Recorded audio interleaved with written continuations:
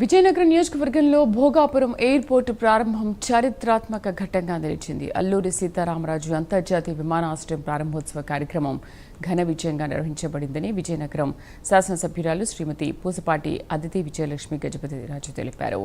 ఈ సందర్భంగా పార్టీ కార్యాలయంలో ఏర్పాటు చేసిన విలేకరుల సమావేశంలో ఆమె కార్యక్రమం విజయవంతానికి సహకరించిన ప్రతి ఒక్కరికి కృతజ్ఞతలు తెలియజేశారు.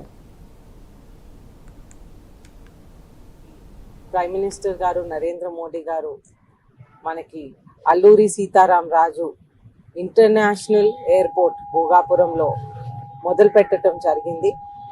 అయితే ఈ సభలో పాల్గొన్నటువంటి మన ముఖ్యమంత్రి వర్యులు నారా చంద్రబాబు నాయుడు గారికి, మన డిప్యూటీ స్పీకర్ గారు పవన్ కళ్యాణ్ గారికి, మన civil aviation minister Kinjarapu Rammohan Naidu గారికి, మన లోకేష్ గారికి ప్రత్యేకంగా ధన్యవాదాలు తెలుపుతా ఉన్నాం. మనం చూస్తుంటే మనకు ఉత్తరాంధ్ర నుంచి ఇదొక గ్రోత్ సెంటర్గా తయారవుతా ఉంది.